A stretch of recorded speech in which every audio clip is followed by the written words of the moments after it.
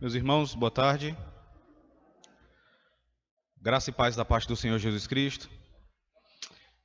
Primeiramente eu quero agradecer pela oportunidade, agradecer ao pastor Cleomárcio, que foi quem primeiramente fez a sondagem, perguntou sobre a disponibilidade de falar sobre esse assunto para vocês.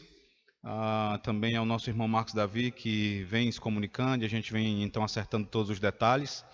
Então, louvado seja Deus pelas vidas de vocês, pela disposição em ouvir a respeito do assunto, em aprender a respeito do assunto. Agora, quanto à especialidade, eu só tenho duas especialidades, né? Uma ruim e uma boa. Pecar e ser perdoado, né? Então, eu sou mais empolgado com o tema do que conhecedor, tá? E ainda assim, a comparação com o Allen e seu conhecimento com o Francis Schaeffer ainda não reflete a realidade, não, porque eu me assentaria sobre os ombros de Allen para poder enxergar mais longe também, tá? Eu quero convidar vocês a abrirem as suas Bíblias. A gente não vai fazer uma exposição desse texto, obviamente. O meu tópico hoje vai ser mais histórico. Mas eu quero ler com vocês Jeremias capítulo 6, verso 16. Eu já tenho falado sobre esse assunto algumas vezes na igreja. E eu sei que, de maneira generalizada, há uma necessidade de nós conhecermos melhor a nossa história e nós conhecermos a relação que nós temos com esse grupo do protestantismo inglês, que é conhecido como puritanismo, uma vez que na nossa própria denominação existe muito mau uso e existe muito desconhecimento da história. Então a gente precisa conhecer o caminho que eu vou seguir nessa tarde. Eu vou falar a respeito do nosso contexto atual. Eu vou falar por que nós temos tanta dificuldade em, às vezes, até ouvir o nome puritanos ou até ouvir o termo puritanismo. Então, a gente, muitas pessoas, ao ouvirem esse termo, já se fecham, já rechaçam, e há uma razão para isso, há um motivo para que isso aconteça. Então, eu vou falar sobre o presbiterianismo, a sua origem e a relação do presbiterianismo com o puritanismo, tá? Para ao final nós entendermos o porquê que é importante que nós resgatemos os valores e os tópicos que foram assim ensinados pelos puritanos ingleses. Então, Jeremias capítulo 6, verso 16.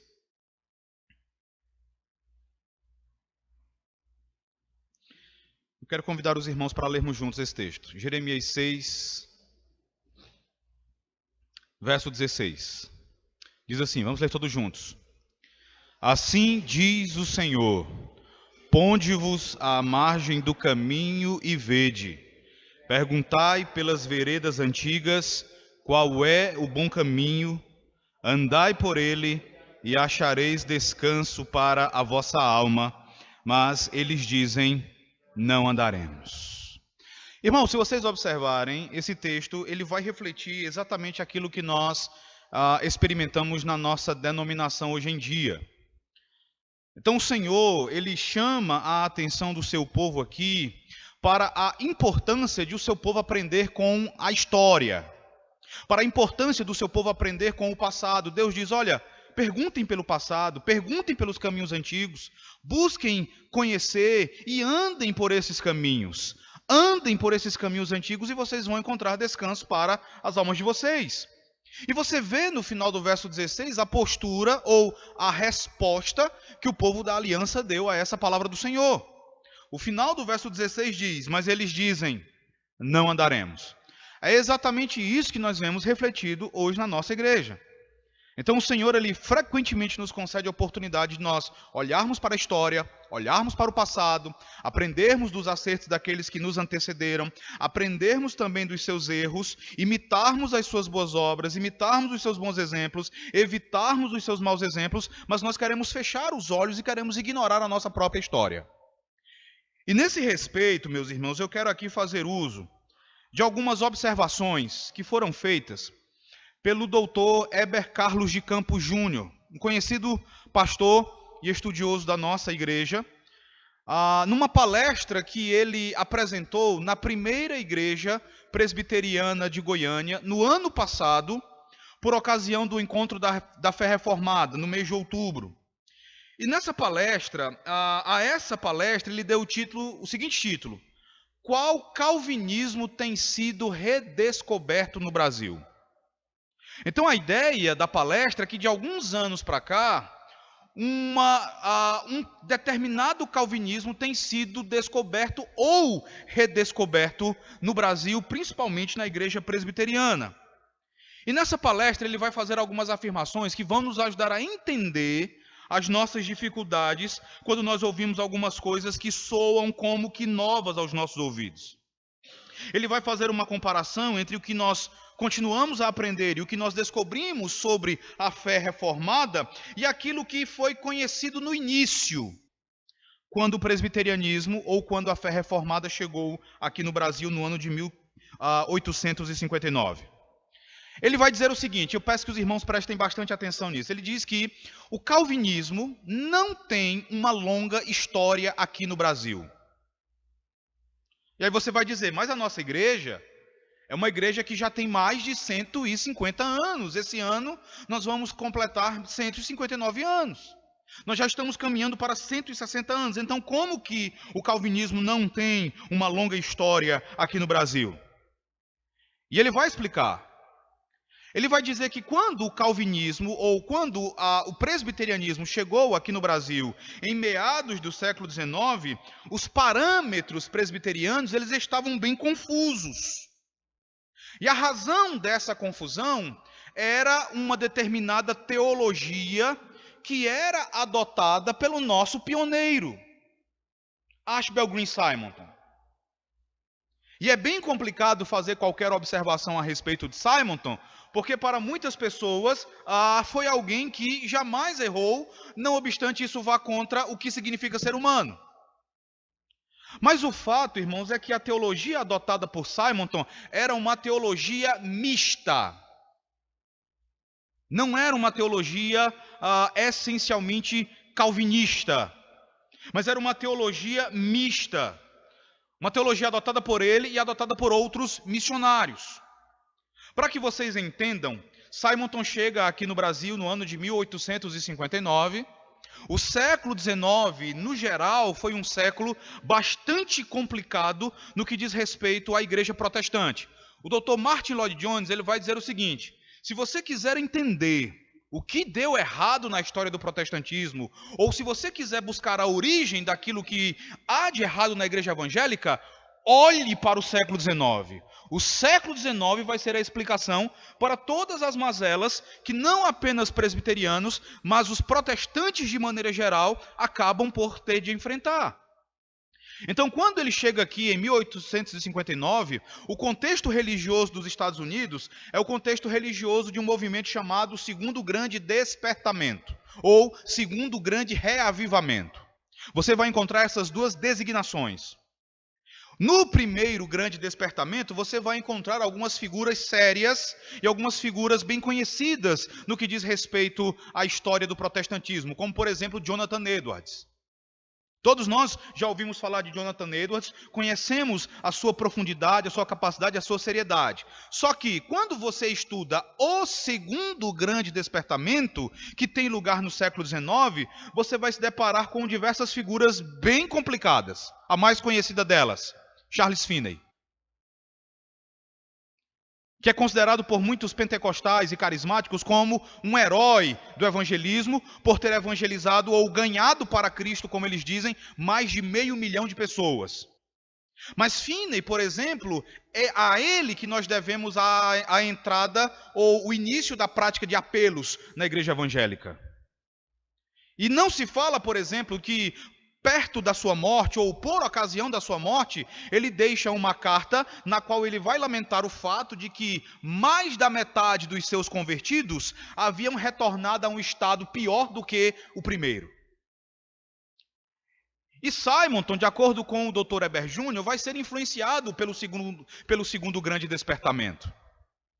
Ele vai ser influenciado por essas concepções que são esposadas por esses evangelistas itinerantes. Algumas pessoas vão dizer que não, que isso não pode ser verdade, porque o professor que influenciou Simonton muitíssimo foi um teólogo presbiteriano bem conhecido, um homem chamado Charles Hodge. Mas essa informação ela não é verdadeira, porque o próprio Simonton vai falar sobre isso. No seu diário, por exemplo, Simonton fala sobre a influência que Rod exerceu sobre ele, como sendo apenas a influência para que Simonton quisesse abraçar o trabalho missionário. Ele estava numa determinada manhã na capela do seminário de Princeton. O Dr. Charles Rod era o pregador daquela ocasião. E ele então pregou um sermão sobre a necessidade dos pagãos de ouvirem o evangelho.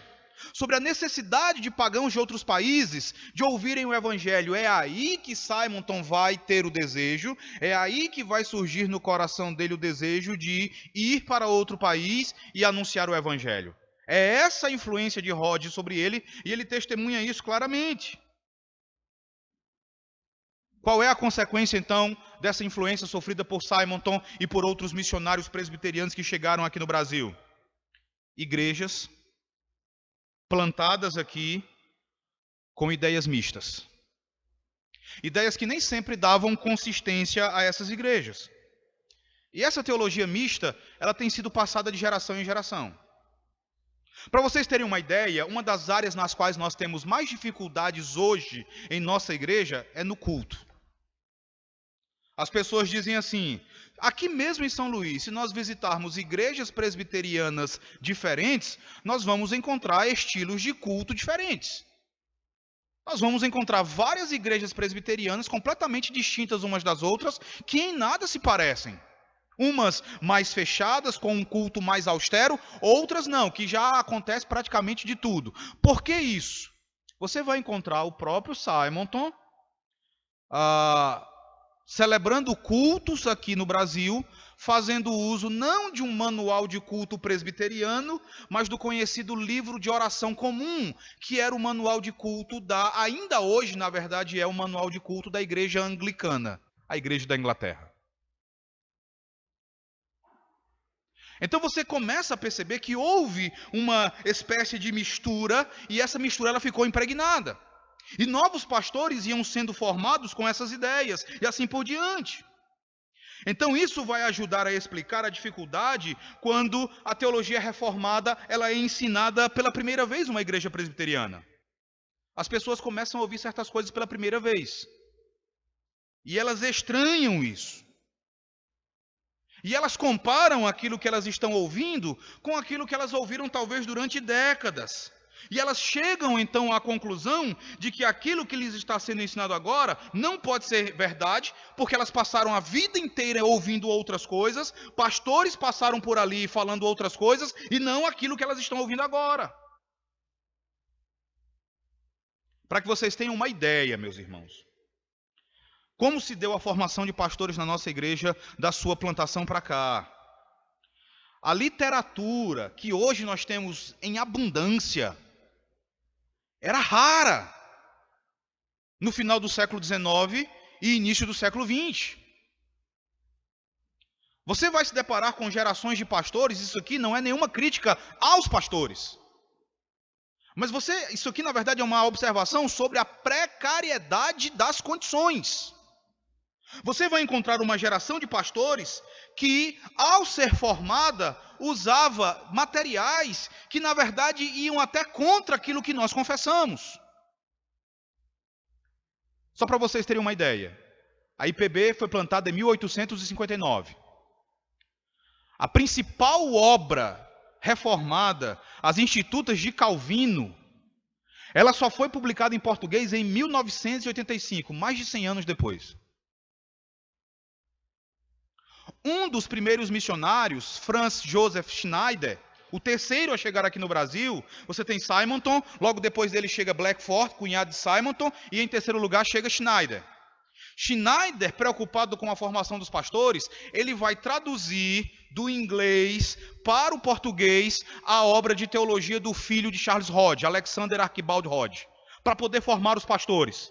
Só que como naquela época as obras, a tradução em si e os livros eram muito caros, quando aquela primeira tiragem esgota, não se tem condição de fazer uma nova.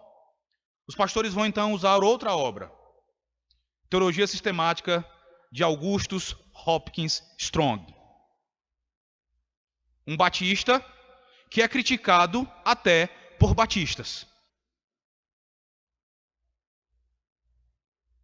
É essa teologia sistemática que vai ser usada na formação de pastores presbiterianos. Depois, essa teologia sistemática ela é abandonada. Então, adota-se uma obra chamada antologia teológica. Uma obra que, na verdade, é uma compilação feita por um pastor presbiteriano, já falecido, que foi historiador da nossa igreja, Júlio Andrade Ferreira. E ele vai, então, reunir capítulos escritos por muitos teólogos, e ele vai, então, formar essa antologia teológica. Mas só para vocês terem uma ideia, vocês já ouviram falar de Rubem Alves? Aquele educador. Aquele famoso filósofo, educador, que foi pastor presbiteriano, mas morreu desigrejado, arreligioso. O capítulo sobre milagres dessa antologia teológica é escrito por Rubem Alves.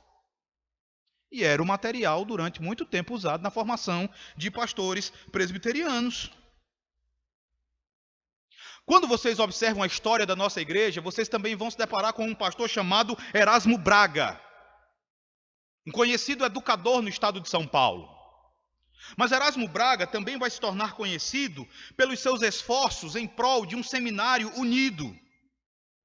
O Seminário Unido tinha esse nome porque ele reunia professores de denominações diferentes, presbiterianos, congregacionais, batistas, assembleianos e assim por diante. O resultado disso, então, é uma salada de convicções nas mentes e nos corações daqueles que eram formados ali. Era uma salada de convicções nas mentes dos seminaristas que eram formados nesse seminário. Então você vai ver que do século XIX até pelo menos meados do século XX, os parâmetros presbiterianos eles eram bem confusos. É por isso que você vai encontrar muitas igrejas locais que nunca nem ouviram falar de uma confissão de fé.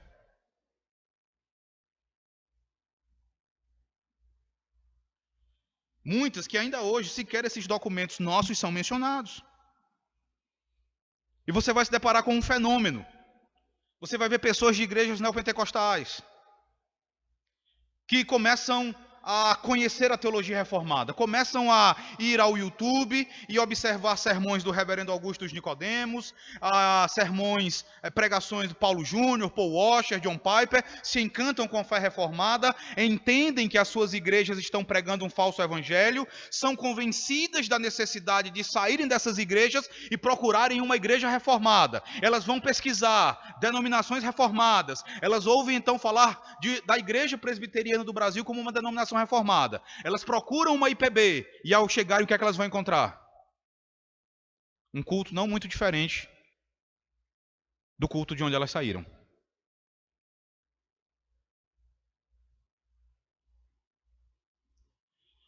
E aí você vai encontrar também presbiterianos antigos, presbiterianos já que tem décadas de presbiterianos, que vão estranhar quando a sua igreja começa a ser reformada. E já vão reagir contra.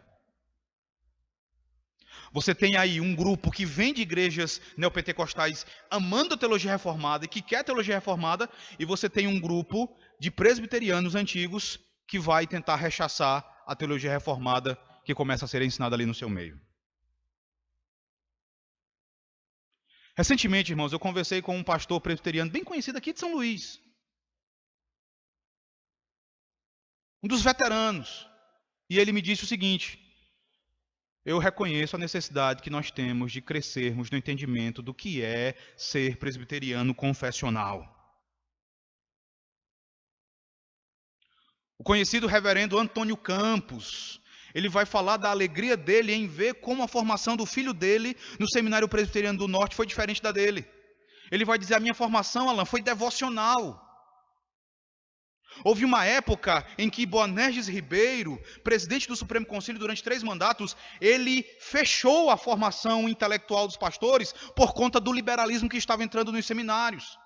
E a partir de então ele foi determinado que a formação se concentrasse em teologia pastoral apenas, em teologia devocional. E ele vai dizer: meu filho tem outra formação e eu me alegro pela formação dele. Isso não é demérito, ou seja, isso não é uma crítica a esses pastores, porque eles se doaram, eles se gastaram pelo Evangelho. Mas é uma explicação da dificuldade que muitas pessoas têm em nossas igrejas. É por isso que Apenas de uns tempos para cá é que nós temos ouvido falar a respeito de um grupo chamado de puritanos. Porque durante muito tempo isso ficou escondido. Não intencionalmente, mas porque as circunstâncias foram essas. Não são poucos os membros de uma igreja presbiteriana que, quando ouvem ou leem o termo puritano, sentem um frio na espinha. Sentem como que um sentimento quase automático de repulsa. Então, qual é a nossa relação com esse movimento chamado de puritanismo? Eu quero falar então a vocês, meus irmãos, um pouco a respeito da história da igreja presbiteriana, como ela surgiu, para depois falar a respeito do puritanismo e a sua relação com a nossa denominação. Mas as origens da igreja presbiteriana, elas estão ligadas diretamente a dois escoceses. Um deles, você já conhece bem, você já ouviu falar bastante, que foi John Knox. Tá? Mas anterior a John Knox, na verdade, o homem que foi usado para a conversão de John Knox e que é o verdadeiro patriarca do presbiterianismo foi um homem chamado George Wishart. Ele se levantou contra os abusos do papado, ele foi influenciado por Zwinglio e ele passou então a pregar o evangelho da graça. A providência divina foi quem levou John Knox a se aproximar de George Wishart. Na verdade, John Knox se tornou guarda-costas de Wishart. Aonde Wishart ia pregando o evangelho, John Knox o acompanhava para protegê-lo de católicos romanos que muitas vezes tentavam até matá-lo. O resultado foi que Knox foi profundamente influenciado pela pregação de George Wishart. George Wishart vai ser morto numa fogueira, assassinado por um cardeal católico. Algumas coisas vão acontecer e fazer com que John Knox tenha de fugir da Escócia, uma vez que a rainha católica se volta contra ele e começa a persegui-lo, ele foge para a Inglaterra no ano de 1549. Na Inglaterra, ele vai desfrutar de grande liberdade para pregar o evangelho. O rei dessa época, o rei Eduardo VI, era protestante. Mas só para vocês terem uma ideia, Eduardo VI assume o trono da Inglaterra com 9 anos de idade. E morre 6 anos depois. Morre bem jovem. Quem assume o trono da Inglaterra após a morte de Eduardo VI foi uma mulher, sua irmã, sua meia-irmã, uma mulher chamada Maria, conhecida como Maria a Sanguinária. E que recebeu esse título pela maneira voraz como ela perseguiu os protestantes e como ela queimou centenas de protestantes. Há uma cidade na Inglaterra chamada Smithfield, que se tornou conhecida naquele período pelas suas fogueiras, pelas fogueiras que eram acesas ali para queimar protestantes. Há até uma história bem interessante, narrada por John Foxe no seu livro dos Mártires. Há um capítulo lá intitulado As Fogueiras de Smithfield. E ele narra a história de um homem que morava à beira da estrada que ligava Smithfield a Londres. E certo dia, pela manhã, ao sair de casa, ele se deparou com um grupo de pessoas que ia de Londres para Smithfield. E ele perguntou, quem são vocês? Ele disse, nós somos protestantes. Aonde vocês vão? Nós vamos a Smithfield. E aquele homem sabia que naquela manhã queimariam um pastor em Smithfield. E ele perguntou, o que é que vocês vão fazer lá? Aquelas pessoas disseram, nós vamos ver o nosso pastor ser queimado. Era o pastor daquelas pessoas. Aquele homem então se assusta. Por que essas pessoas querem ver o pastor delas ser queimado? E ele pergunta, por quê? Isso vai ser de que proveito para vocês? A resposta que elas deram foi, nós vamos aprender o caminho. E muitos deles foram queimados posteriormente. Então essa mulher se tornou famosa pelas cruéis perseguições aos protestantes ingleses. Quando ela começa a perseguir, John Knox, mais uma vez, ele tem de fugir e ele vai agora para Genebra. Ele sai da Inglaterra e ele foge para Genebra, onde os irmãos sabem quem vivia ali e quem era pastor daquela cidade, João Calvino. É em Genebra que Knox vai ser profundamente influenciado por Calvino. Essa influência foi tão grande que é dito que quando ele estava em seu leito de morte, Knox pediu à sua esposa que lesse para ele os sermões de Calvino em Efésios. Só para que vocês tenham uma ideia da influência que Calvino exerceu sobre John Knox. É dito que, durante a sua vida, Knox descreveu a Genebra de Calvino como a escola mais perfeita de Cristo sobre a terra desde os dias dos apóstolos. Mas antes da sua morte, no ano de 1559, John Knox retorna em definitivo à Escócia e ele retoma a obra da pregação naquele país.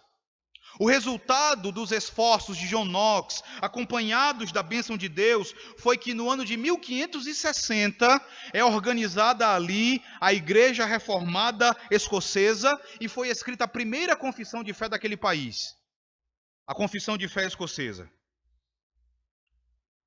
No mesmo ano, essa Igreja Reformada ela passa a se chamar Igreja Presbiteriana da Escócia. É digno de nota, meus irmãos, que a rainha da Escócia, naquela ocasião, Maria Stuart, ela dizia que tinha mais medo das orações e das pregações de John Knox do que de muitos regimentos de soldados ingleses. Knox morre no ano de 1572. Depois da sua morte, o presbiterianismo escocês, ele sempre enfrentou lutas contra o catolicismo, até que em 1689, a igreja presbiteriana foi estabelecida como a religião oficial da Escócia. Da Escócia ela vem para a Inglaterra, da Inglaterra ela se espalha pela Irlanda, e das Ilhas Britânicas o presbiterianismo é levado para a Nova Inglaterra, hoje Estados Unidos. Os primeiros presbiterianos chegaram à Nova Inglaterra em 1621. Mas o primeiro presbitério só foi organizado ali no início do século XVIII. E de lá, a igreja presbiteriana, então, ela se expande e chega ao Brasil no ano de 1859, através do ministério de Ashbel Green Simonton. Mas o puritanismo. Onde é que o puritanismo entra nessa história? Eu sempre gosto de destacar, meus irmãos, que Deus ele leva adiante os seus propósitos a despeito da maldade do coração humano. E muitas vezes o mal que o homem intenta, ele é até usado por Deus para dar prosseguimento aos seus propósitos na história. Um exemplo disso é a história de José. Outro exemplo, um exemplo ainda mais forte, é como aqueles que planejaram a morte de Cristo não sabiam que estavam executando aquilo que Deus determinou na eternidade e que seria o meio de salvação dos seus eleitos. Da mesma forma, a história da reforma na Inglaterra é um exemplo de como Deus usa o logro humano, de como ele usa a maldade do coração humano para fins benéficos. Quando você lê sobre a reforma, e você lê, por exemplo, sobre Martinho Lutero, você sabe o que incomodava Lutero? Você sabe que Lutero agiu motivado por um profundo senso de que as pessoas estavam sendo enganadas, a elas estava sendo pregado um falso evangelho, e elas precisavam conhecer a verdade de que o homem é justificado a partir do momento em que ele deposita a sua inteira confiança em Cristo Jesus. Ele não precisa de indulgências, ele não precisa de penitências, ele precisa descansar em Cristo, render-se a Cristo, para que seus pecados sejam perdoados e ele seja então declarado justo. Quando Lutero inicia a reforma na Alemanha, ele faz isso motivado por um profundo senso, uma profunda convicção teológica. A mesma coisa se dá com Zwinglio, a mesma coisa se dá com Calvino. Mas no que diz respeito à reforma na Inglaterra, não foi uma convicção teológica que deu início à reforma ali. Foi o desejo de um rei de pecar. Um rei chamado um rei chamado Henrique VIII. O pai dele, Henrique VII, havia feito uma aliança com a Espanha.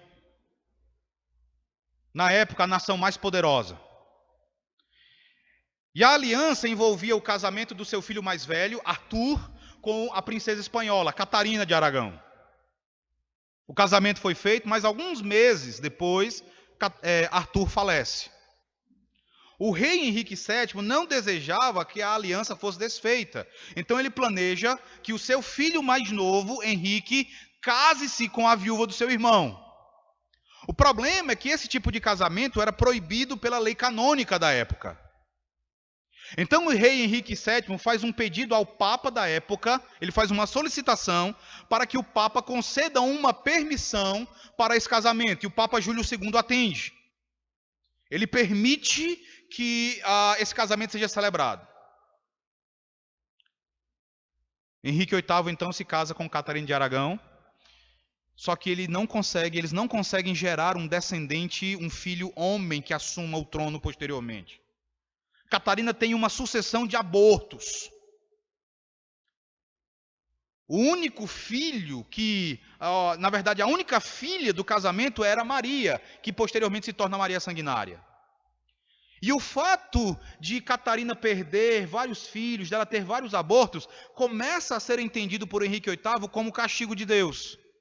Deus está me castigando porque eu tomei a esposa do meu irmão e a recebi como minha esposa. Esse casamento não é agradável aos olhos de Deus. O que é que eu vou fazer então?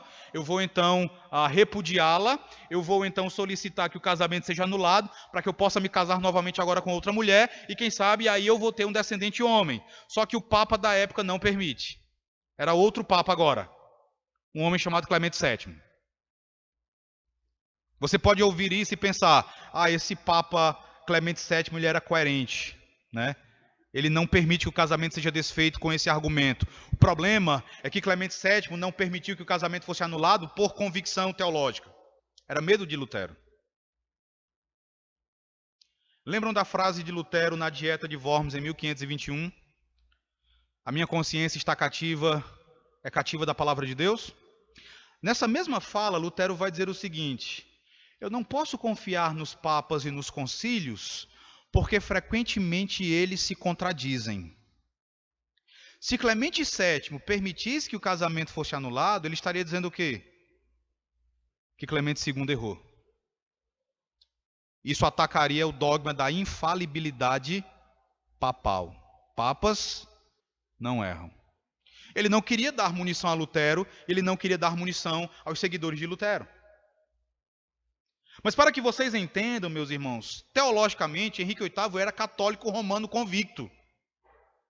Tanto é assim, que depois que ele se separa da Igreja Católica, e ele cria então a Igreja da Inglaterra, a doutrina e o culto da Igreja Anglicana, essencialmente, eram a doutrina e o culto católico. Ele manteve os 7 sacramentos, ele manteve o celibato clerical. Então, teologicamente, a Igreja da Inglaterra, ela surge tão católica quanto a Igreja Católica Romana. Então ele não era um homem de convicções protestantes, ele era um oportunista. Quando ele falece, então o filho agora de Henrique VIII, com a sua terceira esposa, só para você entender, Henrique VIII teve 6 esposas e matou 4. Tá? Apenas a primeira e a sexta sobreviveram a ele. As 4 do meio, ele matou todas. Quando ele anula o seu casamento com Catarina, ele casa com uma mulher chamada Ana Bolena. Só que Ana Bolena também não dá a ele um herdeiro homem. Para se ver livre dela, e ele já tinha usado a desculpa de que o casamento não era agradável, ele vai fazer outra coisa agora. Ele vai acusá-la de adultério. E a pena para adultério naquela época era a decapitação. Ela é decapitada, ele agora é declarado viúvo, e ele vai casar com uma terceira, Jane Seymour. Que ele também mata depois. É Jane Seymour que vai dar a ele um filho homem, Eduardo VI. Mas que, como eu já mencionei, governa por apenas 6 anos e é bem jovem. Quando Eduardo VI falece, Maria assume, mas logo após a morte de Maria, a Inglaterra vai ser governada por Elizabeth I, filha de Henrique VIII com Ana Bolena. Elizabeth era protestante por convicção. Mas, de acordo com alguns historiadores, o protestantismo dela era um protestantismo, digamos, um protestantismo via média. Era um meio termo entre a Igreja de Roma e a Igreja de Genebra. Não era nem católica e nem reformada. Tanto é que protestantes que fugiram para Genebra e aprenderam aos pés de Calvino e depois retornam para a Inglaterra, ao verem o estado da igreja da Inglaterra no reinado de Elizabeth I, vão dizer o seguinte: a igreja parou entre Roma e Genebra. A nossa igreja não é nem católica e nem é reformada. É uma espécie de um meio termo estranho, é um negócio híbrido, é uma mistura das duas coisas. Esses protestantes, eles vão então começar a falar sobre a necessidade de terminar a reforma na Inglaterra, de concluir a reforma na Inglaterra. Eles vão dizer coisas como, por exemplo, a nossa igreja não tem um culto puro. O nosso culto ainda é impuro. A liturgia da nossa igreja ainda conserva algumas práticas católicas, como o sinal da cruz no ato do batismo, como o fato de apenas a hóstia ser oferecida aos membros da igreja. Os membros continuavam sem participar do segundo elemento, continuavam participando apenas do primeiro elemento. Algumas superstições eram conservadas, como o ato de ter de se ajoelhar na hora de receber a hóstia. Então eles diziam, esse culto ele não é puro, nós precisamos de um culto puro. Comecem aí a fazer o link. Eles vão dizer, a vida dos pastores, a vida dos ministros não é uma vida pura. Muitos ministros anglicanos levam vidas imorais. São beberrões, são conhecidos por viverem embriagados. Você pode encontrá-los embriagados nas ruas. Muitos ministros anglicanos são conhecidos por adultério, por terem mais de uma família. E a imoralidade, a impureza na vida dos ministros anglicanos era refletida na vida dos fiéis. Então eles diziam, nós precisamos de vida mais pura. Eles diziam, em terceiro lugar, a doutrina da nossa igreja não é uma doutrina pura. Nós precisamos de uma doutrina mais pura, uma vez que a transubstanciação, ela continua na nossa igreja. A transubstanciação, meus irmãos, é a doutrina católica de que no momento em que o padre eleva a hóstia e diz aquelas palavras de instituição, aquela hóstia literalmente se transforma na carne de Cristo, e o vinho que está naquele cálice que fica sobre a mesa, literalmente se transforma no sangue de Cristo. Então eles diziam, doutrinariamente a nossa igreja é impura. Nós precisamos de uma doutrina mais pura. Nós precisamos de um governo mais puro. Porque o episcopalismo, o governo dos bispos, favorece a tirania, favorece reis, favorece atitudes totalitárias. Então observe, culto mais puro, vida mais pura, doutrina mais pura e governo mais puro. Eram essas as reivindicações daqueles puritanos. É aí que os inimigos deles vão então olhar para eles e vão chamá-los de quê? Puritanos. O termo puritanos, como o Sandrei mencionou aqui no início, ele vai surgir da mesma forma como o termo calvinista surgiu. Não foram os seguidores da teologia de Calvino que chamaram a si mesmos de calvinistas. Foram luteranos que nos deram esse apelido por conta de alguns debates e algumas discussões que eram travadas entre os dois grupos no século XVI. Então, pejorativamente, eles chamaram os seguidores das ideias de Calvino e de Zwinglio de calvinistas. A mesma coisa vai ser feita na Inglaterra. Puritano vai ser usado então como um rótulo. Michael Reeves, naquele livro A Chama Inextinguível, ele vai dizer que puritano hoje é mais usado como arma, não como descrição. Então é como um título que ofende, é algo usado para ofender, para falar mal. Então por isso eles foram chamados de puritanos. Abram as Bíblias de vocês, irmãos, e vejam aí o que está escrito. Eu vejo nisso tudo um exemplo do que o apóstolo Paulo afirma em 2 Timóteo, capítulo 3, verso 12. 2 Timóteo, capítulo 3, verso 12. Vamos ler todos juntos? 2 Timóteo 3, 12. Leiamos, diz assim: Ora, Todos quantos querem viver.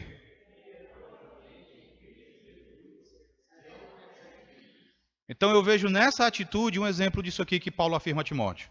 Todos os que querem viver de maneira piedosa serão perseguidos. Preste atenção no que ocorre hoje na nossa igreja. Qualquer tentativa de zelo já é rotulado de maneira pejorativa. Qualquer defesa que você faça, ou afirmação que você faça por maior zelo, por um culto mais simples, por um culto sem muito frufru, como a gente costuma dizer, já é tratado de maneira pejorativa. Recentemente eu tive de tratar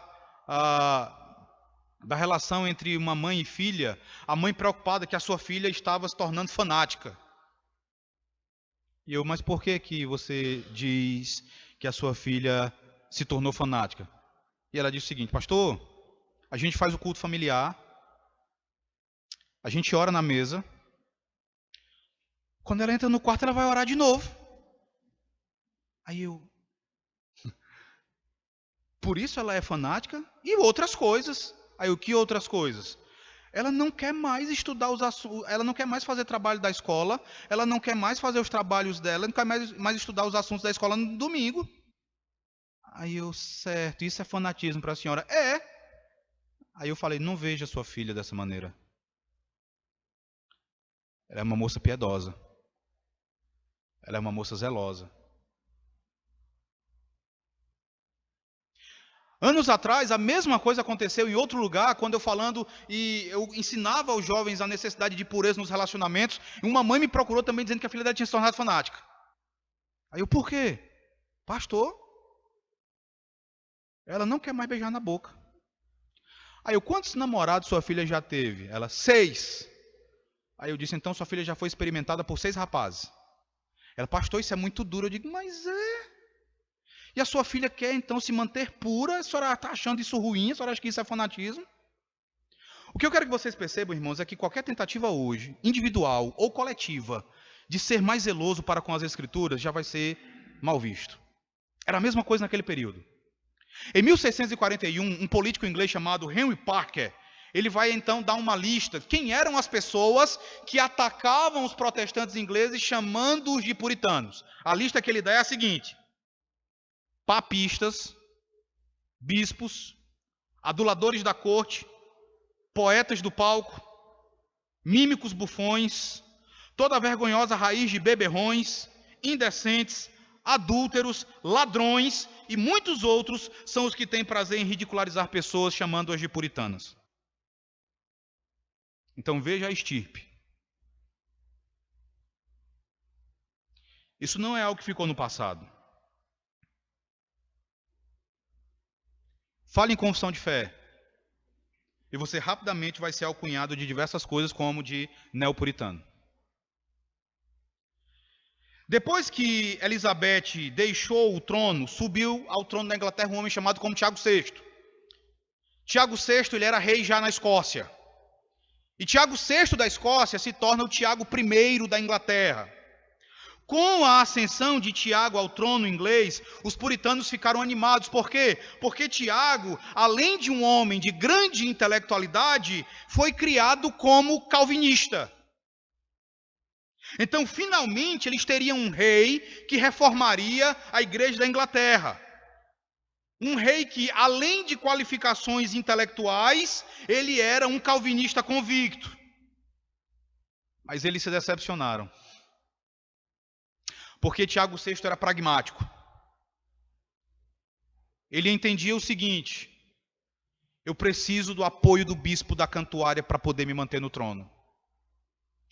Sem bispo, sem rei. Se eu favorecer o presbiterianismo na Inglaterra, pouco tempo depois a monarquia acaba.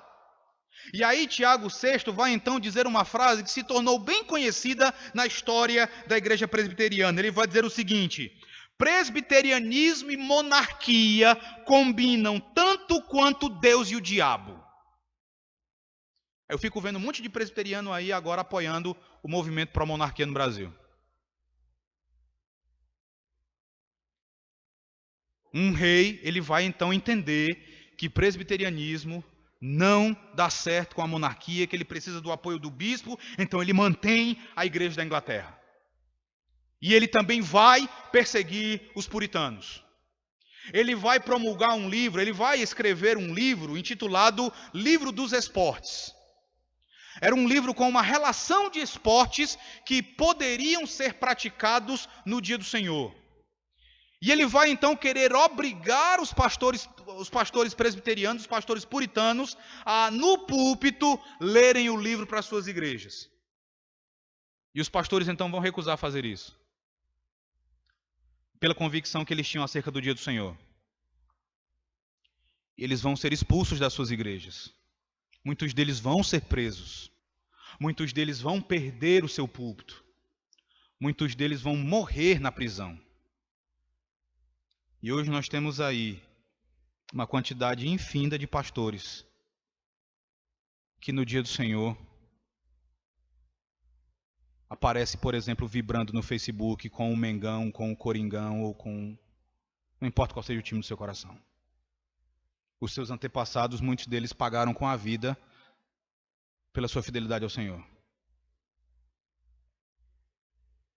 O ápice do puritanismo, meus irmãos, se dá já no reinado do filho de Tiago I, Carlos I.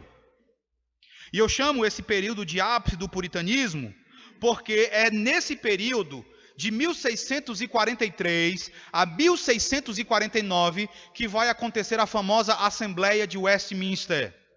Vocês conhecem o resultado final dessa Assembleia.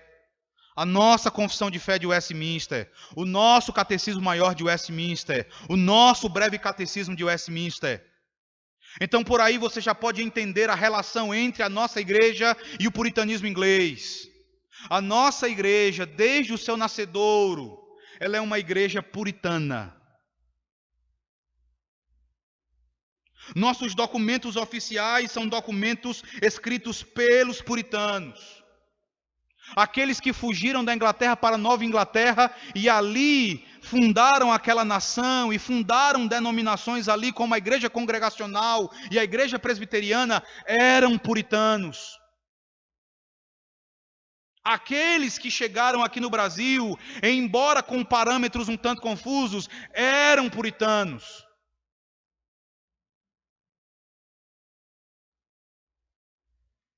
E não adianta brigar com a história.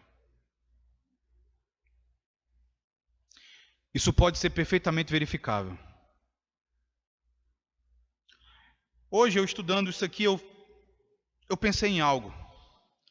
Nos últimos anos, a gente tem ouvido falar muito sobre esquerdismo, marxismo, comunismo.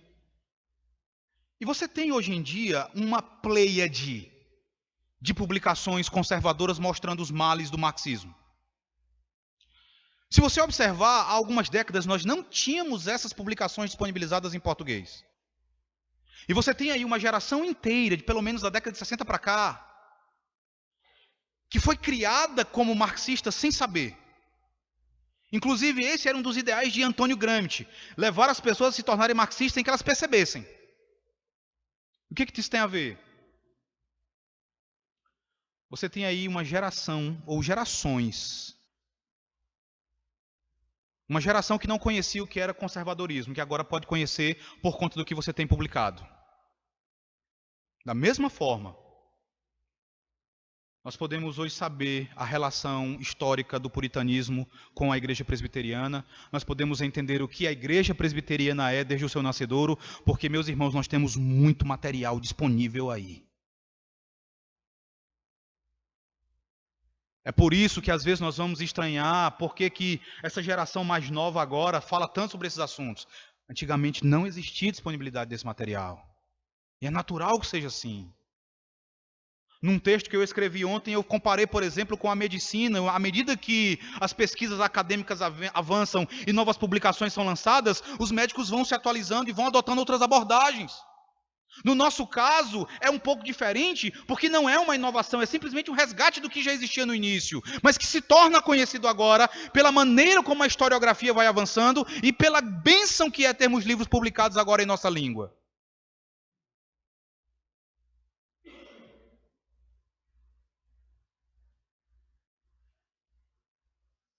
quero concluir, meus irmãos,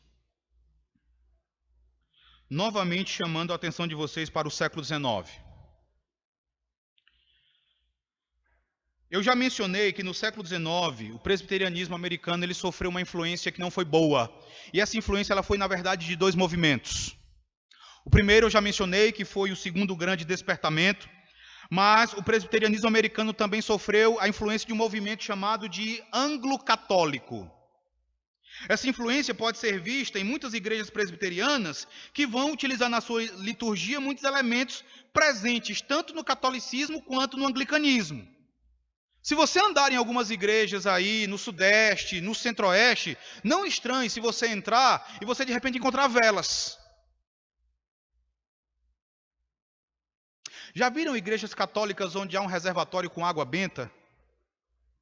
Para os fiéis entrarem, né, pegarem um pouco daquela água, aspergirem sobre si mesmos, né, se benzerem. Eu visitei uma igreja há alguns anos. Na porta de entrada, ao lado, há um vasilhame, não com água benta, mas com óleo, para você colocar lá o seu dedinho, passar na testa, tá? Para você se betumar. Presbiteriana.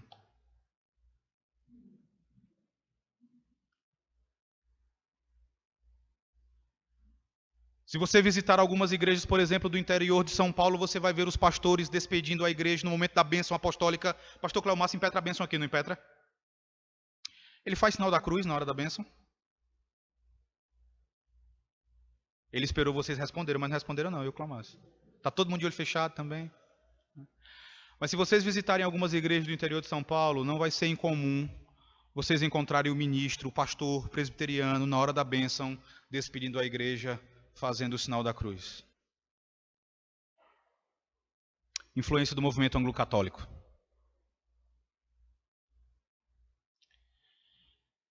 Sobre o segundo grande despertamento, meus irmãos, para que vocês tenham uma ideia da influência desse movimento sobre Simonton, abram as Bíblias de vocês aí no livro de Mateus, Evangelho de Mateus, capítulo 3, verso 11.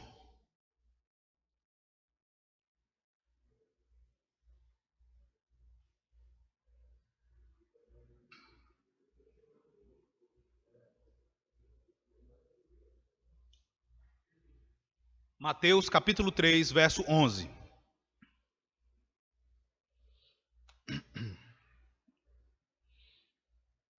Leia comigo esse texto. Diz assim, Mateus 3, verso 11. Está escrito: Eu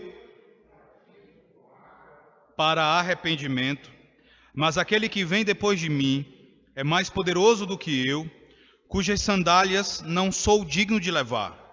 Ele vos batizará com o Espírito Santo e com... Preste atenção no que eu vou dizer agora. O presbiterianismo sempre interpretou esse versículo fazendo uma distinção entre batismo com o Espírito e batismo com fogo. A nossa hermenêutica nesse texto aqui é de que o batismo com fogo é juízo. É juízo que Cristo traz contra aqueles que permanecem na maldade, no pecado, na impenitência. Esse entendimento ele vai ser confirmado pelo verso 12. Olha o verso 12 aí, onde o profeta João Batista continua dizendo: a sua pá ele a tem na mão, e limpará completamente a sua eira. Recolherá o seu trigo no celeiro. O trigo representa aqueles que são batizados com o Espírito, mas queimará a palha em fogo inextinguível.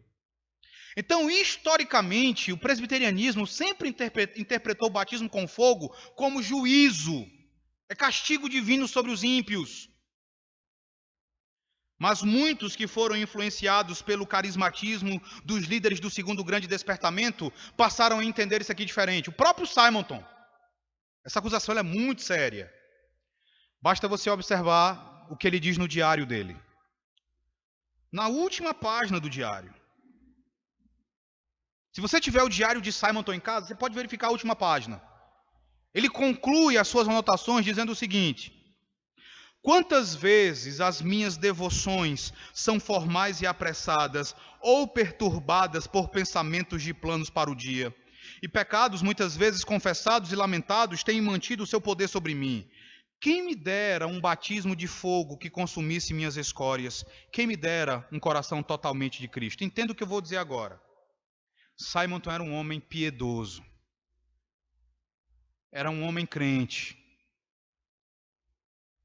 Era um homem que fez o que talvez eu não tivesse condições de fazer.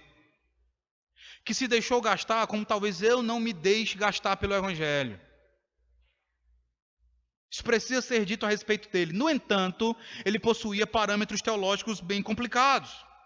Porque essas palavras aqui, meus irmãos, conquanto cheias de sinceridade e de piedade, vão evidenciar uma influência teológica que não é reformada, não é presbiteriana, porque ele fala aqui de batismo de fogo como se tratasse de uma segunda experiência, que é o mesmo que é crido por pentecostais e carismáticos. Batismo de fogo na teologia carismática é uma espécie de revestimento de poder, é uma segunda experiência que o crente tem. Quando no contexto da fala de João Batista é juízo. Outra influência direta do segundo grande despertamento foi a prática de apelos ao final da pregação. Quando eu cheguei na igreja do Cruzeiro do Anil em 2014, eu fiz uma pequena série de exposições na parábola do filho pródigo. Eu fiz 4 exposições na parábola do filho pródigo. Na última exposição, no final do culto, uma irmã chegou para mim e disse assim: pastor, só faltou o apelo. Se o senhor tivesse feito o apelo, aí eu completei, aí eu teria pregado o evangelho direitinho, né? Ela disse, era. Aí eu disse, tá bom, próximo domingo então eu vou fazer classe única e vou dizer por que eu não faço apelo. Não sei se alguém aqui já estranhou por que Cleomárcio não faz apelo. Levante sua mão, sai do seu lugar, aceita Jesus. Dê uma chance para Jesus. Ele está aí batendo na porta do seu coração. Abra a porta do seu coração para Jesus Cristo. E aí eu disse, eu vou explicar por que eu não faço apelo. A prática de apelos foi uma influência direta do segundo grande despertamento. Charles Finney, que eu já mencionei, ele foi o inventor dessa prática. É dele que vem a prática de fazer apelos. Então, meus irmãos, é preciso que nós tenhamos a devida noção de como determinadas coisas passaram a estar incrustadas em nossa igreja presbiteriana do Brasil. E é preciso também que compreendamos que se fosse possível, olha só, se acontecesse hoje, se fosse possível de nós recebermos visitantes. Nós sempre recebemos visitantes em nossa igreja. Se de repente entrassem, digamos, em muitas igrejas nossas, para visitar John Knox, George Gillespie, um presbiteriano escocês, que escreveu a maior obra sobre culto presbiteriano, Samuel Rutherford, Alexander Henderson, Francis McKemey, que foi o primeiro presbiteriano a plantar igrejas nos Estados Unidos. Se esses homens visitassem nossas igrejas hoje, dificilmente eles as reconheceriam como igrejas presbiterianas.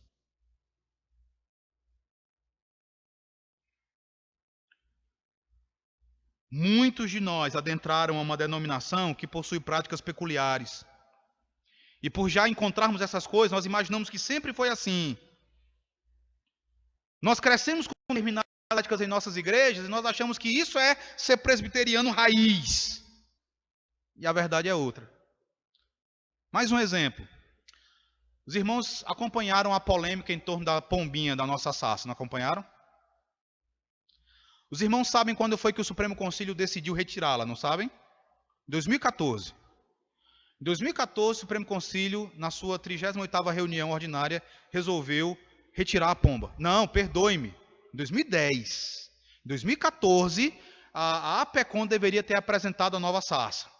Então foi uma decisão tomada em 2010.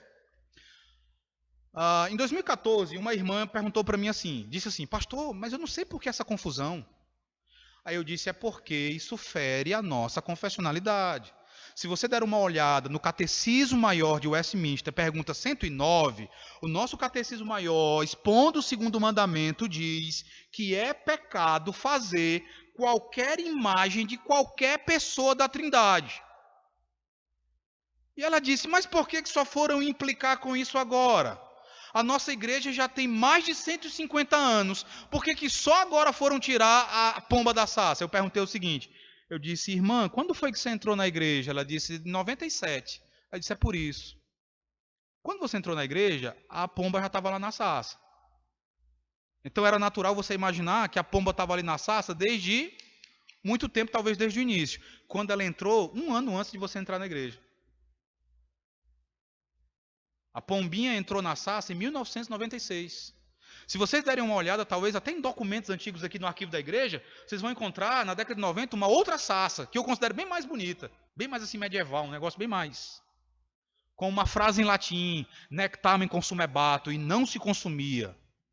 Mas em 96, o então presidente do Supremo Concílio, para agradar a ala pentecostal que era crescente na igreja, ele redefine a identidade visual da igreja, ele apresenta uma nova sassa com uma pomba descendo em símbolo, simbolizando o Pentecostes. E aí as pessoas pensam que isso sempre existiu. Quando a verdade é outra.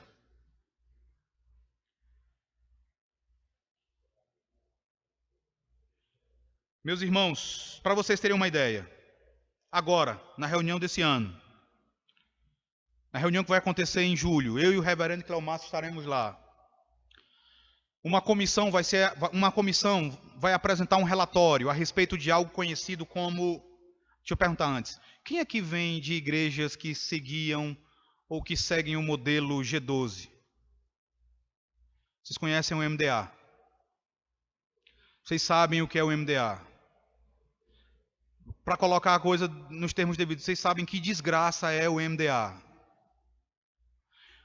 A comissão vai apresentar agora um relatório, um parecer sobre o MDA. Por quê? Porque em 2014, um grupo entrou com um documento pedindo que a igreja avaliasse o MDA, porque existem igrejas presbiterianas querendo usar o modelo de discipulado apostólico. Uma prática gedosista, cheia de teologia ruim. Se isso for aprovado, pessoas que entrarem na igreja, talvez daqui a 10 anos, 5 anos, vão pensar que o MDA sempre foi usado pela igreja. Se não forem estudar a história, se não forem olhar como as coisas aconteceram, vão imaginar que sempre foi assim.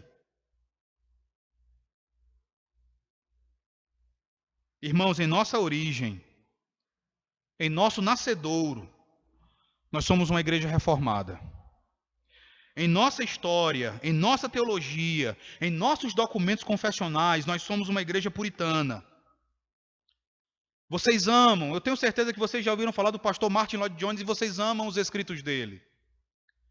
Na obra, os puritanos, suas origens e seus sucessores, Lloyd Jones vai fazer a seguinte declaração, que é uma declaração forte, mas ela é completamente verdadeira. Ele diz o seguinte: o puritanismo é, noutras palavras, uma mentalidade, um espírito. O puritanismo verdadeiro, eu sustento, acha-se última e finalmente no presbiterianismo.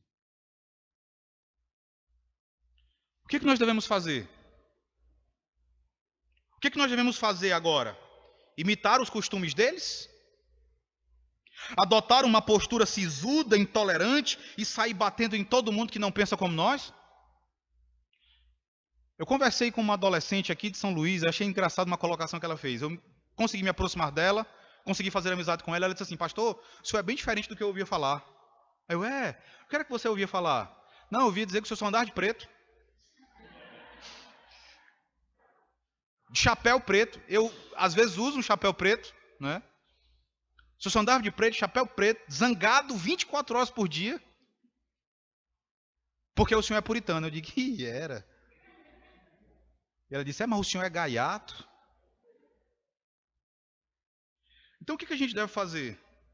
Adotar os costumes deles? Eles tiveram erros? Tiveram. Muitos de vocês já ouviram falar do famigerado episódio das bruxas de Salem, no estado de Massachusetts. Aquilo ali, há muita a fantasia, mas aquilo de fato aconteceu. Eles tiveram seus excessos. A gente vai exigir então que as mulheres agora usem véu na igreja? Não. Mas o que é que nós devemos fazer no final das contas? Entender que a nossa luta hoje é a mesma luta deles no passado. A nossa luta hoje é por maior fidelidade a Deus. A nossa luta hoje é por maior coerência com a Escritura. A nossa luta hoje é por uma igreja pura. Por uma igreja cada vez mais pura, cada vez mais liberta de doutrinas de homens. Uma igreja liberta de práticas pragmáticas. Uma igreja cuja evangelização se concentre no anúncio de Cristo e este crucificado, e não tanto em preenchimento de relatórios para serem apresentados às juntas de missões. Uma igreja livre de práticas neopentecostais, livre de práticas pentecostais, livre de práticas católicas romanas.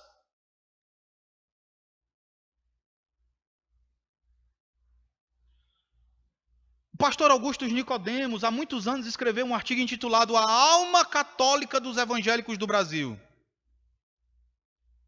E isso existe, dentro da nossa igreja, inclusive. Daniel chega no pastor Cleomácio e diz assim: pastor, eu queria que o senhor orasse por mim. Qual é o problema, Daniel? Eu preciso arrumar um emprego. Tudo bem, eu vou orar, mas você está orando também? Eu estou orando, mas o senhor sabe, né? A oração de pastor é mais forte. Isso é catolicismo romano. É a ideia de que o bispo tem mais carismas, ele tem os carismas, ele tem o poder, então ele está assim com Deus, né? Então, a nossa luta é por uma igreja cada vez mais pura, meus irmãos. O pastor Augusto Nicodemos, na recomendação daquele livro da PES, Paixão pela Pureza, ele vai dizer o seguinte: os puritanos foram uma das gerações mais poderosas de heróis da fé. O pastor Hernandes Dias Lopes, num artigo publicado no site dele, um artigo intitulado A Assembleia de Westminster e as Principais ênfases Puritanas, ele diz logo no início do artigo: os puritanos viveram com grande intensidade o Evangelho. Eles produziram a maior biblioteca teológica da história da igreja. Eram verdadeiros gigantes, tanto na teologia como na vida, tanto no conhecimento como na piedade. O pastor Hernandes Dias Lopes escreveu um livro intitulado Pregação Expositiva, a sua importância para o crescimento da igreja. E ele vai dizer o seguinte nesse livro: os puritanos viveram numa era turbulenta e fortaleceram-se debaixo de terríveis opressões, perseguições e martírio. Eles criam na soberania de Deus, na supremacia das Escrituras e na primazia da pregação. O seu estilo de vida era superlativo. Os puritanos foram a geração mais culta de todos os tempos. Deixaram para a igreja a maior biblioteca teológica da história. Na Inglaterra, buscaram a pureza com respeito à doutrina, liturgia, governo e vida.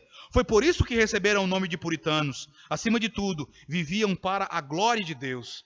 Receberam diferentes nomes. Na França, foram chamados de huguenotes. Na Holanda, reformados. Na Escócia, presbiterianos. Na Inglaterra, puritanos. Então vamos nos abrir mais para conhecer mais a nossa história. Vamos nos abrir mais para conhecer a história desses servos de Deus. Eles tinham o desejo de ser fiéis. Nós também precisamos ter esse desejo. Nosso desejo não é fazer exatamente as mesmas coisas que eles fizeram, do mesmo jeito. Mas o nosso desejo é servirmos a Deus com uma consciência íntegra e com uma dedicação tal qual a deles. Ansiemos por uma igreja cada vez mais pura, para a honra e a glória do nosso Senhor Jesus Cristo, meus irmãos. Deus nos abençoe. Se alguém de repente quiser fazer algum questionamento, pode fazer qualquer coisa. Eu passo para o Sandrei. Qualquer coisa eu passo a pergunta para ele.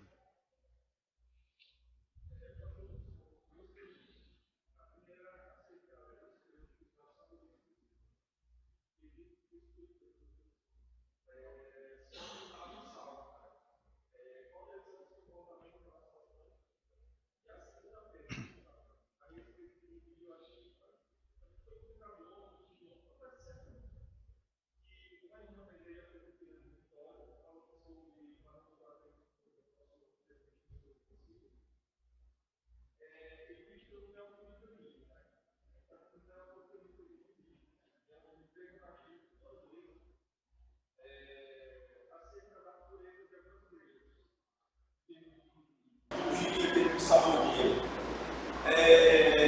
Nessa segunda pergunta,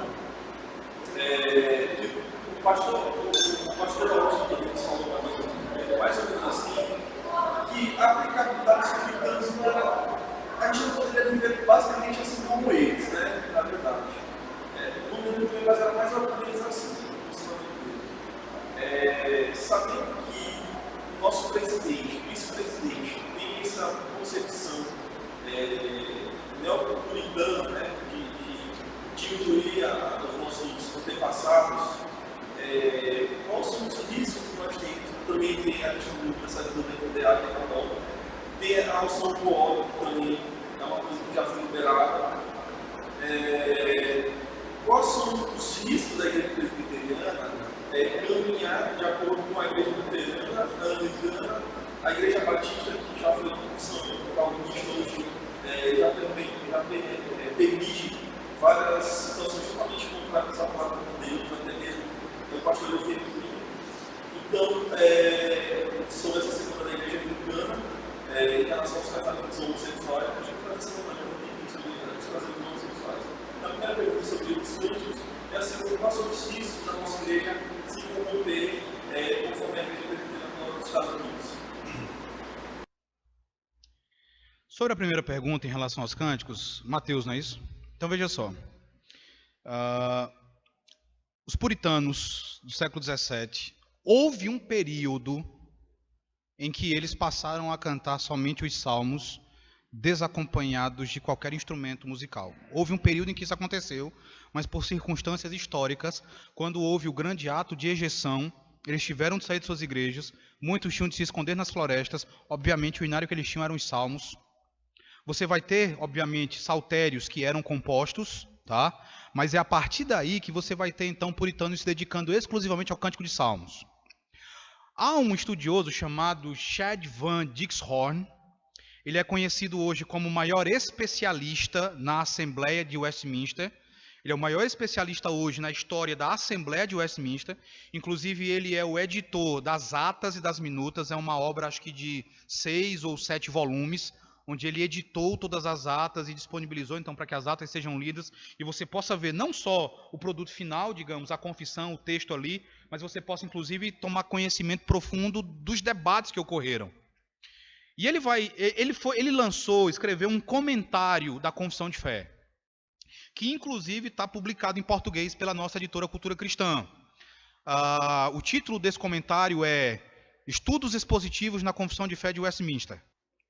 No capítulo, quando ele comenta o capítulo 21, ele vai então trazer a informação de que os puritanos, eles não eram praticantes, os puritanos da Assembleia, eles não defendiam a salmodia exclusiva. E quando ali a confissão fala de salmos, obviamente não é menos do que os 150 salmos, mas é mais do que os 150 salmos. Ele vai citar obras de alguns, ele vai dar referências primárias de obras de alguns divines que estiveram ali presentes, né, alguns teólogos que participaram da Assembleia e que entendiam claramente que os salmos eles devem ser cantados, só que não apenas os salmos.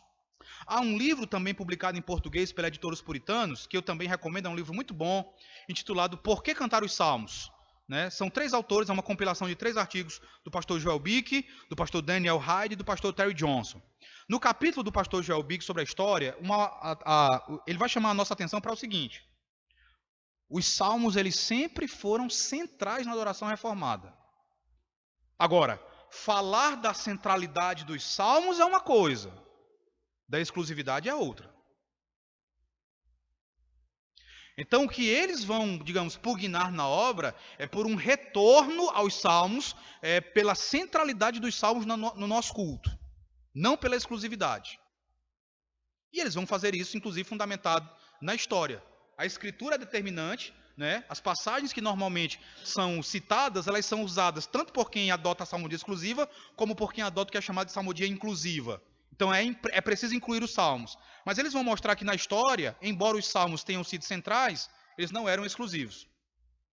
Há uma citação que o pastor Joel Bick faz a respeito dos huguenotes, os presbiterianos escoceses. Franceses, muito bem, perdoe-me. Os presbiterianos franceses. Houve um massacre intitulado Noite de São Bartolomeu, em 1572, onde milhares deles foram mortos. Há registros de que os católicos, no momento de matar muitos presbiterianos, muitos huguenotes, diziam o seguinte: vamos acabar com esses que cantam os salmos. Então é inegável que os salmos sempre foram centrais e é inegável que nós precisamos resgatá-los. Agora, daí a dizer que só eles devem ser cantados, às vezes isso requer um salto grande. Tá? Eu tenho convicção de que nós temos a necessidade de incluir os salmos. A gente começa a caminhar nisso. Tá? É uma experiência extraordinária cantar os salmos. De vez em quando a gente canta os salmos na igreja, e você pode ver, inclusive, o ânimo do povo mudando quando é para cantar os salmos. Porque você vai cantar algo que é assegurado não ter erro teológico nenhum. Diferentemente de cânticos, nós temos muitos cânticos bons, nós temos muitos hinos dos nossos hinários que são excelentes, mas inspirados, só os salmos. Tá? Sobre a segunda pergunta, sobre os riscos que nós corremos, na verdade eu acho que você mesmo já respondeu o que você perguntou. Porque as coisas elas estão aí acontecendo. Então essa aprovação da unção com óleo, essa consulta sobre o MDA, há um movimento organizado para que a igreja passe a ordenar mulheres, não apenas ao diaconato, que já isso em si já é equivocado, mas o movimento inclui até a ordenação ao presbiterato e ao pastorado. Eu recebi um áudio essa semana de um pastor de um determinado lugar aqui do Brasil, onde ele fala que no estado dele já existem mulheres ordenadas como presbíteras nas suas igrejas locais, servindo a ceia no lugar dos presbíteros nas suas igrejas. Então, assim, está acontecendo. O que a gente pode fazer? Pedir a Deus misericórdia, orar ao Senhor e ser fiéis. E amar muito mais a Deus do que a denominação. Eu amo a IPB, cara. Eu amo a nossa igreja. Mas eu amo muito mais o meu Senhor. E nós temos necessidade de ser fiéis. Eu tenho amigos que no Pará já foram despojados por serem fiéis. As pessoas ficam, você vai querer ficar na IPB lutando pela IPB até quando? Eu disse, até que as coisas se resolvam, até que eu seja expulso da igreja. Mas se preciso for, você. E a gente nunca pode desconsiderar que Deus, ele age. Às vezes, quando as coisas parecem mais complicadas, Deus age. E há indícios disso. Há exemplos disso na história. Veja a história, por exemplo, do que aconteceu depois do Concílio de Nicéia. No Concílio de Nicéia, Atanásio foi usado por Deus para que o arianismo fosse condenado como heresia. Depois do Concílio de Nicéia, o império praticamente inteiro se torna ariano. Atanásio fica praticamente sozinho. Tanto que daí criou-se o lema, Atanásio contra o mundo. Ele vai ser exilado 5 vezes pelo imperador. Mas o que é a fé ortodoxa? A fé defendida por Atanásio. O que é que nós confessamos hoje? A fé defendida por Atanásio. Jesus Cristo é Deus de Deus, Deus verdadeiro de Deus verdadeiro, luz de luz, consubstancial com o Pai, da mesma natureza. Houve um pastor também na Holanda, no século XIX, quando o liberalismo teológico estava varrendo as igrejas da Holanda. Eu não lembro o nome dele agora. Eu recebi a biografia dele. Ele ficou praticamente sozinho no meio da igreja reformada holandesa. E foi usado por Deus para que uma geração inteira ali se mantivesse fiel. Enquanto nós vemos, ao passo que nós vemos essas coisas acontecendo aí, Mateus, a gente também pode testemunhar uma geração que está crescendo, que está conhecendo a teologia reformada, que está amando a teologia reformada, que está amando a nossa confissão de fé. Nós temos aí uma nova geração de pastores que saem dispostos a, se preciso for, lutarem por isso. Então, enquanto essas coisas aconteçam, a gente também tem uma geração, um grupo muito bom disposto a lutar pela fé evangélica, pelas doutrinas da graça. Eu vim de um lugar onde eu tive muitos problemas, exatamente porque eu fui parar no meio de um pessoal que não queria nada com a confessionalidade. Eu cheguei aqui a São Luís. Quando eu chego a São Luís, eu me deparo com um Cleomárcio, não é porque ele está aqui. Eu me deparo com um Dilvan, Adenauer, agora Tarcísio e muitos outros bons amigos aqui que são servos fiéis a Deus. Tá? Ninguém vai cantar música para Cleomárcio como cantaram agora para aquele outro não, tá? Viu, Leis? Mas a gente pode louvar a Deus por essa geração também, que é uma geração fiel. Não só aqui, mas no Brasil todo você tem aí irmãos que se mantêm fiéis e que vão fazer de tudo para que a igreja permaneça nos trilhos da verdade, cara. Tá? Algo mais?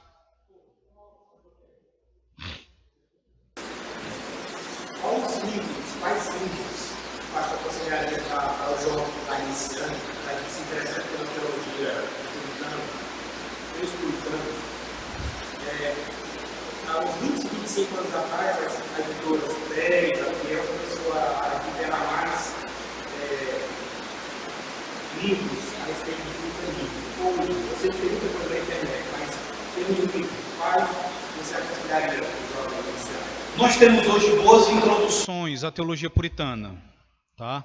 Por exemplo, a nossa editora, ela lançou o Calvinismo na Prática. É uma boa introdução à teologia reformada. Você tem da editora Fiel, Vivendo para a Glória de Deus.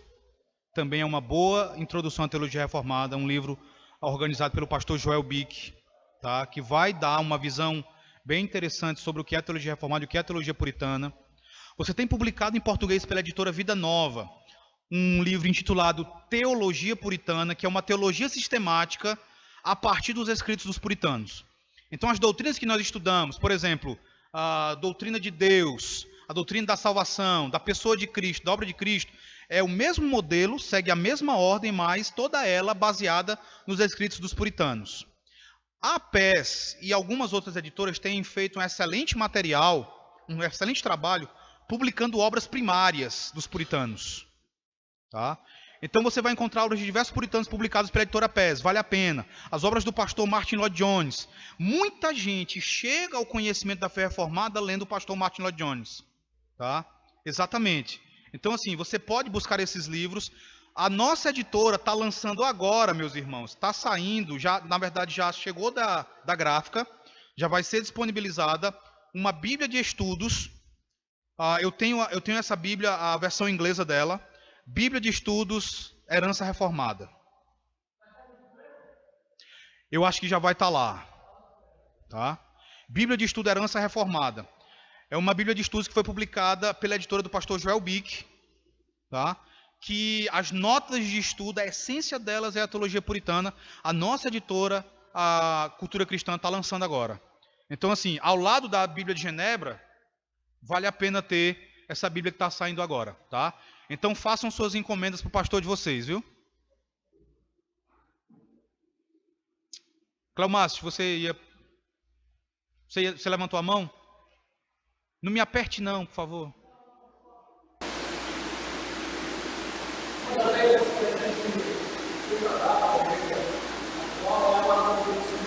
É o quarto dia do Senhor.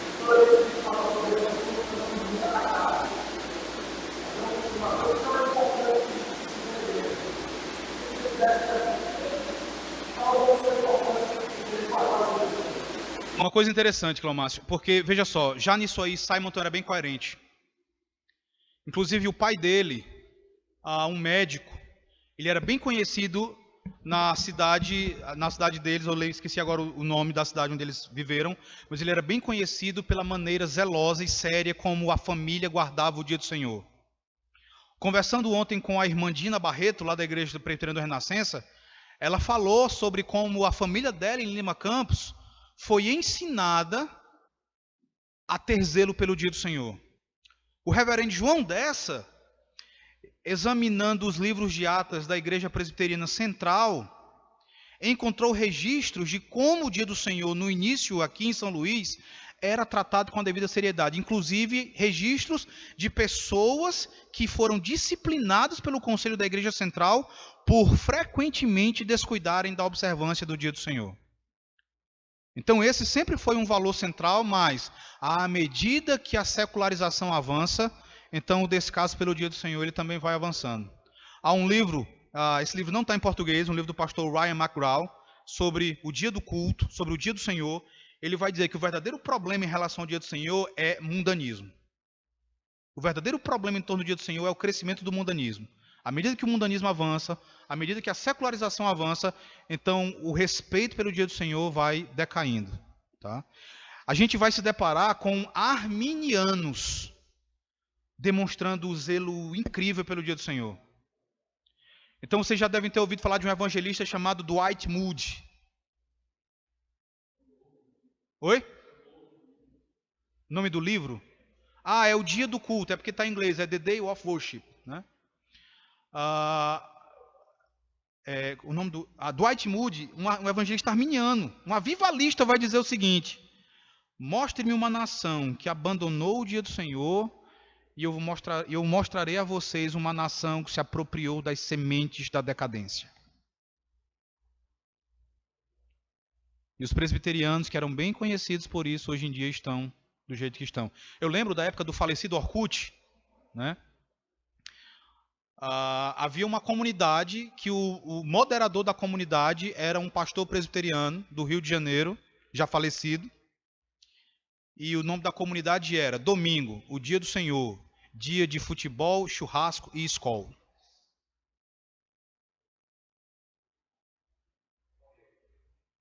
Já é falecido, já. Só não vou dar o nome do santo. Tá? Mas isso, a secularização ela avança, o respeito pelo dia do Senhor também avança. Não é incomum você falar sobre o dia do Senhor em igrejas presbiterianas e as pessoas, a gente não tinha ouvido falar disso. Mas no passado, há muito tempo, isso era ensinado. Só que foi sendo abandonado. E hoje em dia, quando você fala sobre o dia do Senhor, esse é um dos tópicos que é tratado como neopuritanismo. Só para vocês terem uma ideia, meus irmãos, se vocês analisarem as decisões do Supremo Concílio, da década de 50 para cá, você vai encontrar várias consultas feitas por presbitérios sobre presbiterianos fazendo vestibular, fazendo concurso no dia do Senhor. Os irmãos sabem como a Igreja Adventista conseguiu modificar a legislação para que eles não prestem vestibular, não façam concurso dia de domingo.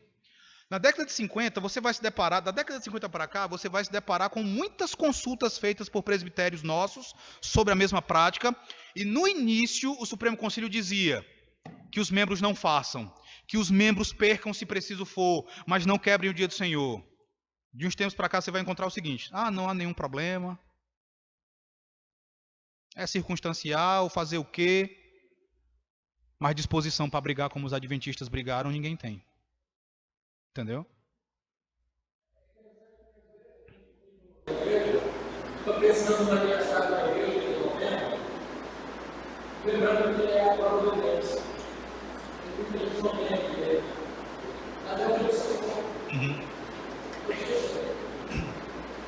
Eu empolgado ano passado. Eu me inscrevi para o Enem, né? Aí a minha esposa disse assim: você está lembrado que vai ser domingo essa prova? Aí eu, é mesmo, né? Aí ele está lembrado que serão 2 domingos. Aí eu, tá, pronto, acabou. Já era. A gente tem que ter disposição de ser fiel.